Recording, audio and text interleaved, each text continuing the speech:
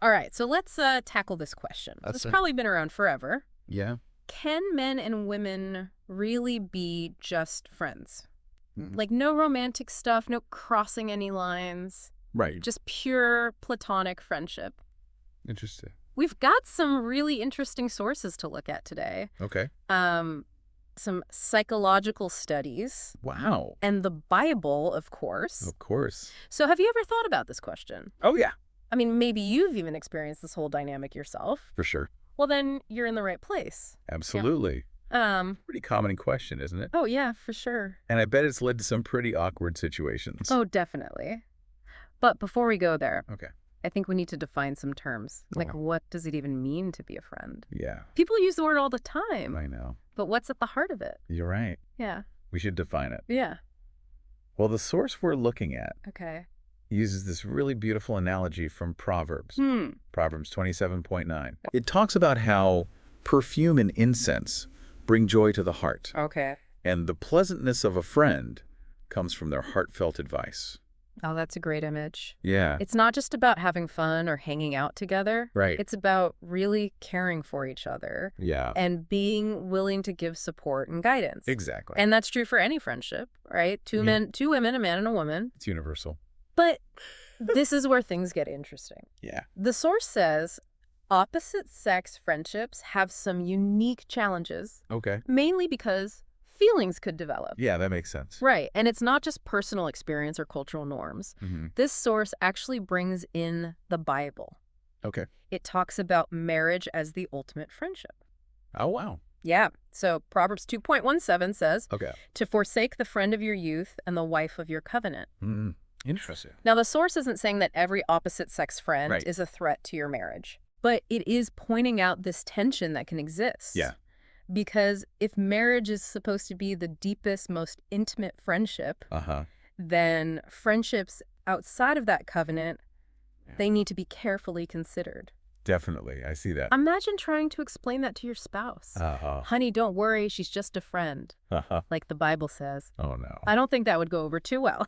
Probably not. But really, the source isn't trying to scare anyone. Okay. Good. It's just acknowledging that opposite sex friendships Right. require more awareness and intention, especially if you're married.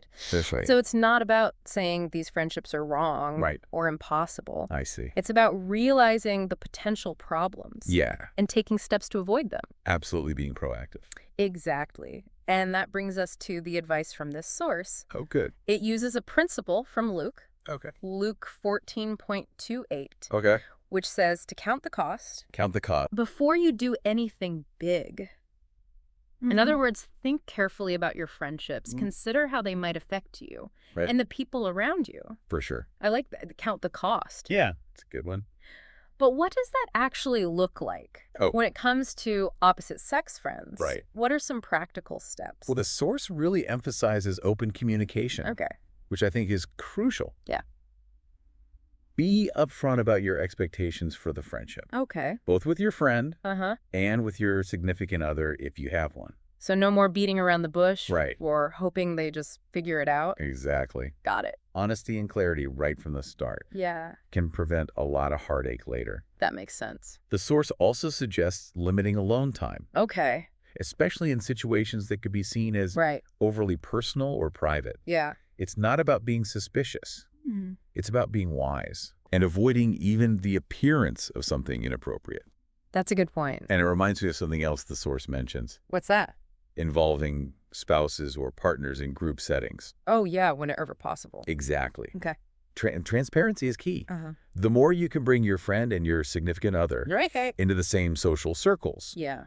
the less chance there is for misunderstanding or suspicion. Because, let's be real, even if nothing's actually happening, Yeah, secrecy can make people suspicious. definitely. And that can really damage a romantic relationship. It can. So true. And it all comes back to intention. Okay. The source uses 1 Corinthians 10.31 Okay. as a guiding principle. Okay.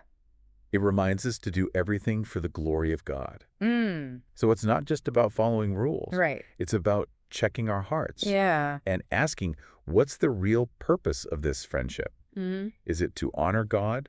To Okay. encourage each other in faith? Right. Or is there something else going on? That's a really important question. It is. And it's one we'll keep exploring as we go deeper into this topic. I'm ready. And when we talk about intention, Yeah.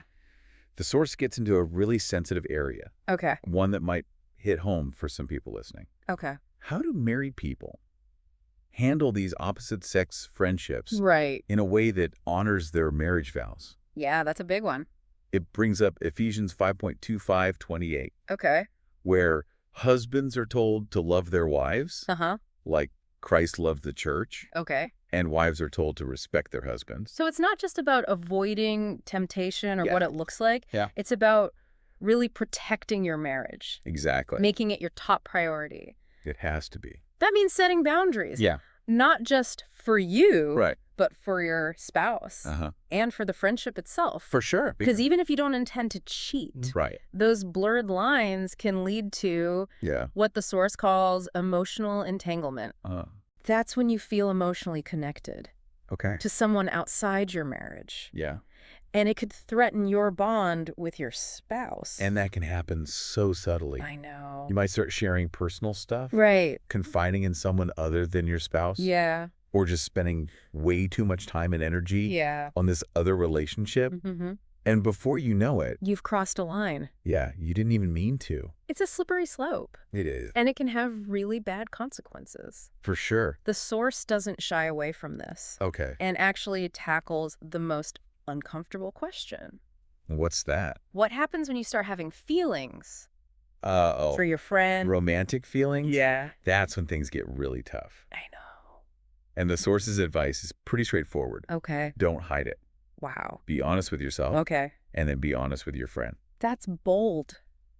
It is. I can imagine that conversation. Oh, yeah. It would be so hard. Yep. But I guess pretending those feelings aren't there Right. wouldn't be fair to anyone. No, it wouldn't. And this is where that self-reflection comes in. Yes. The source gave us that test, remember? Oh, yeah. Imagine your friend fell in love with someone else. Uh-huh. Would you be happy for them? Mm. Or would you be jealous? Or devastated. Yeah, devastated. That's a tough one. It is? I think a lot of people wouldn't want to answer that, honestly. I know, even to themselves, Yeah. but if we're really trying to do this God's way, Right. we have to be that self-aware. We do. Because if the answer is devastated, Yeah. that tells you something That's about like- your feelings. Means something's going on. Yeah. And trying to ignore those feelings Mm-hmm. or pretend they're not there Yeah. will just cause more pain later. Yeah. And it could even ruin the friendship. It could. So let's say you realize you've crossed that line. Okay. You have feelings for your friend. Oh, wow. What do you do? Yeah, because telling them how you feel is Okay. scary. It can be terrifying, Yeah. but the source says honesty is best. Even when it hurts. Even when it's painful, Yeah. by sharing your feelings, Okay. you're being honest with yourself, Mhm. with your friend, Right. with a relationship. Okay. You're giving them a chance to respond honestly. Right. And you can both move forward with clarity and integrity. It's like ripping off a Band-Aid. Huh? I like that. It might hurt at first, Yeah, but it's necessary for healing. it is. And hey, maybe your friend feels the same way. Never know. But even if they don't, Yeah, at least you've been truthful. exactly. And that opens the door for an honest conversation Uh-huh. about how to move forward. So what could that look like? Maybe you need to take a break from the friendship. Okay. Maybe you can set new boundaries. Yeah. Or maybe the friendship can continue That's possible. with a deeper understanding Yeah, and mutual respect. I see. It's important to remember the source isn't saying to avoid all opposite-sex friendships. Right. It's about approaching them Right. with an awareness of the complexities Yeah, and a commitment to God's principles. absolutely. It's about finding that balance Okay. between genuine connection Yeah, and wise boundaries. I like that. Because opposite-sex friendships can be so enriching, They offer unique perspectives. They Yeah. challenge us to grow, Uh-huh. and they can even point us to Christ Yes. in ways we might not expect. I agree. Think about the disciples. Okay. Jesus had male and female followers, He did? and those relationships were so important to his ministry. That's a great example. It shows that it's not about separating ourselves Right. or being suspicious of the other sex. I see. It's about being thoughtful Ah, and prayerful yeah. and discerning Okay. in how we build these relationships. Because our goal as Christians Yeah. is to glorify God in everything we do. And that includes our friendships. So we're not saying build walls or Yeah. see every opposite sex friend as a threat. Yeah. We're saying be wise, be intentional, Yeah, and trust God's guidance absolutely. as you navigate these relationships. That can be complicated. It can be. It's about embracing all those connections Yeah. while still honoring our commitments Right. and the principles we believe in. Exactly. We covered a lot today. We did. From defining what friendship really means Yeah. to figuring out opposite sex relationships, No. especially for married people. It's complex. It really is. This is a topic that Exactly. needs careful thought. Definitely. And honestly, a lot of wisdom. You said it. So as we wrap up, Okay. what are the big takeaways for our listeners? I think you already mentioned one of the most important Oh, yeah. wisdom. Right. It's not about having strict rules Okay. or being suspicious of all opposite sex friends. Right. It's about asking God for guidance and letting his wisdom shape what we do. And that wisdom starts with being honest with ourselves. Absolutely. Remember that check-in from the source? Oh, yeah. Asking how we'd really feel Uh-huh. if our friend fell in love with someone else. That's a good one. That kind of self-awareness Yeah. is so important It is, for having healthy relationships. for sure. And building on that self-awareness. Okay. Another key takeaway is intentionality. Intentionality. Yeah, don't just let these friendships happen randomly. Right. Be proactive. Okay. Think about your reasons. Uh-huh. Set clear boundaries. Yeah. And communicate openly Right. with your friend and your significant other.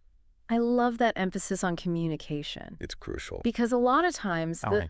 those unspoken expectations or assumptions Yeah. are what lead to hurt feelings Absolutely. and misunderstandings. It's better to be upfront Right. and have those maybe awkward conversations early on Yeah. than to let things build up and potentially hurt the relationship later. So true.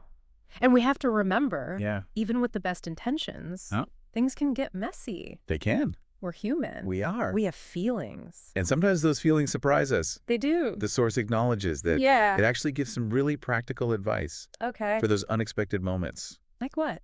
like being honest about your feelings, Even when it's scary. even when it's tough, Yeah. and being willing to have those hard conversations. About how to move on. Exactly. It's about taking responsibility for our emotions Right. and our choices Uh-huh. while still respecting other people's feelings. And their boundaries. And sometimes Sometimes. that might mean stepping back from the friendship Oh. or setting new boundaries Yeah. or even letting go completely. It's possible. So to everyone listening who's Yeah. wondering, can men and women really be just friends? It's the big question. I think our answer is a cautious yes. Cautious but hopeful. Yes. Yeah. It takes work. For sure. It takes being intentional, Uh-huh. and it definitely takes wisdom. You got it. But if you start with God's principles and a commitment to open communication, Right. it is possible to have real, True. non-romantic friendships Yeah. with people of the opposite sex. I agree. Those friendships can be tough, They can be. but they can also be so enriching. They can. They give us different perspectives. Yeah. They help us see the world in new ways, Mhm. and they can even push us to grow. In ways we never expected. Absolutely. So as we finish this deep dive, Okay. here's something to think about. Right? Think about your own opposite sex friendships. What are the good things about them? Yeah. What are the challenges? And most importantly, Okay. how can you use what we talked about today Right. to build friendships that honor God, Uh-huh. strengthen your relationship, Yeah. and make your life richer? Those are great questions to consider. They are. And remember, you're not alone in this. Ask Wow. for advice, Yeah. pray for discernment, Uh-huh. and trust that God will lead you As you figure out the whole friendship thing. and relationships in general. Thanks for joining us for another deep dive. It was fun. We'll be back next week with a new topic. Can't wait. And as always, some thought-provoking ideas. Awesome. Until then, keep asking those tough questions. Yeah. Keep searching for truth Uh-huh. and keep diving deep